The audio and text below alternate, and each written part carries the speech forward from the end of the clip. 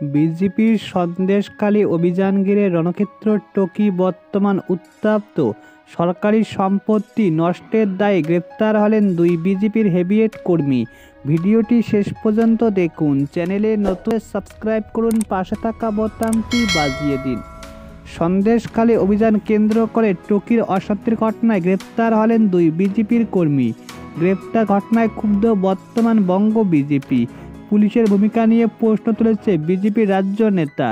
জানা গিয়েছে, ধৃতদের মধ্যে একজন সিনিয়া পারভিন, তিনি মহিলা মোর্চার নেত্রী। অপরজনের নাম তথাগত ঘোষ, তিনি বিজেপি জেলা সভাপতি তপস ঘোষের ছেলে। পুলিশ সূত্রে খবর, পুলিশের কাজে বাধা দেওয়া, সরকারি সম্পত্তি নষ্টের অভিযোগে তাদেরকে গ্রেপ্তার করা হয়। এই গ্রেপ্তারিতে ক্ষুব্ধ হয়েছে বিজেপি। শ্রমিক ভট্টাচার্য বলে, 144 জারি না থাকার সত্ত্বেও টকিতে বিজেপিকে আটকানো হয়েছে, মহিলাদের আক্রমণ করা হয়েছে, বেআইনিভাবে গ্রেপ্তার করা হয়েছে। শাহজাহানদের খোঁজ পাচ্ছে না পুলিশ। এদিকে একের পর এক বিজেপি কর্মী সমর্থক গ্রেপ্তার নিয়ে প্রশ্ন তুলেছে বর্তমান বিজেপি নেতা। প্রসঙ্গত, গতকাল বুধবার সকালেই সন্দেশখালী যাওয়ার কথা ছিল বিজেপির প্রতিনিধি দল। তবে মঙ্গলবার গভীর রাতে সন্দেশখালীতে 19টি জায়গায় 144 জারি করেছে ইতিমধ্যে প্রশাসন।